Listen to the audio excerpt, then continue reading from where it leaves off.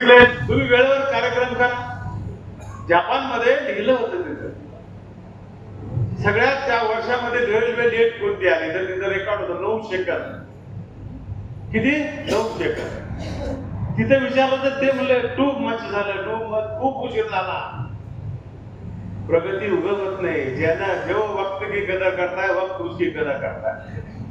म्हणून आमचे अजितदादा पवार साहेबांचं काम हेच आहे. आम्ही दादाला उगं मानलो नाही, आंधळ प्रेम केलं नाही. आम्ही त्या माणसात धम काय काम करायची.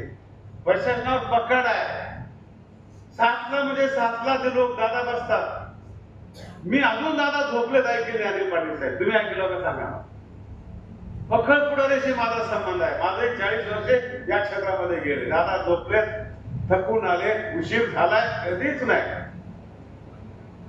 मग अशा माणसाच्या हातात जर नेतृत्व गेलं तर महाराष्ट्राची प्रगती झाल्याशिवाय राहत नाही. आणि एक ना एक दिवस राज्याचा मुख्यमंत्री दादा होणार. आम्ही अनिल पाटलांनी निर्णय उभं घेतला नाही. आणि जपाव कार्यकर्त्याला कसं ते दादा कोणी शिकावं. जीव लावला ना, जीव जाईपर्यंत दादा प्रेम करणारा माणूस, त्या माणसाला टॅग करणारा माणूस. हे समाजाला ओळखलं पाहिजे. राज्याची सगळी माहिती आहे. पुणे जिल्ह्यामध्ये कुणाची ताकद आहे, कोणता व्यवसाय चालणार आहे, कोणत्या बँकेला काय मदत करायची आहे, पुणे भागामध्ये इरिगेशनची गरज आहे, पुणे भागामध्ये लाईटची गरज आहे. आज तुमच्याकडे आलोय बघतोय मी, सर ऊर्जेचं काम कुठं दिसत नाही. आमच्याकडे एवढा मोठा धिंगाणा चालू आहे. कामं सुरू केली लोकांनी.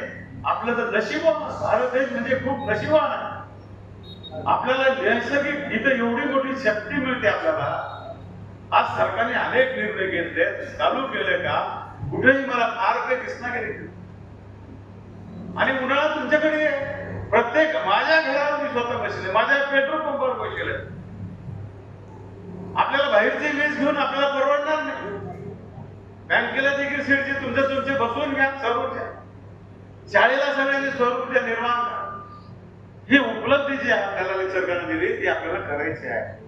आणि म्हणून मला यायचं होतं की 100 वर्ष साधी गोष्ट सांगितलं आम्ही पडतात दाखविलं आम्हाला या लोकांनी. ह्याचं डॉक्युमेंटरी मध्ये खूप पक्के केलं होतं. आधीच मारवाडी जैन आहे ना, महेश्वरी म्हणजे मारवाडी.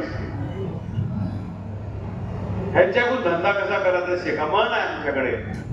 त्या गावात 3 वस्तू नसल्या तर राहुली. मग गावाला नदी नसली तर राहुली. कोमटी समाज म्हणजे आमच्याकडे व्यापार करणार तो नसला तर राहुली. आणि मारवाडी नसलं तर गावात राहुली.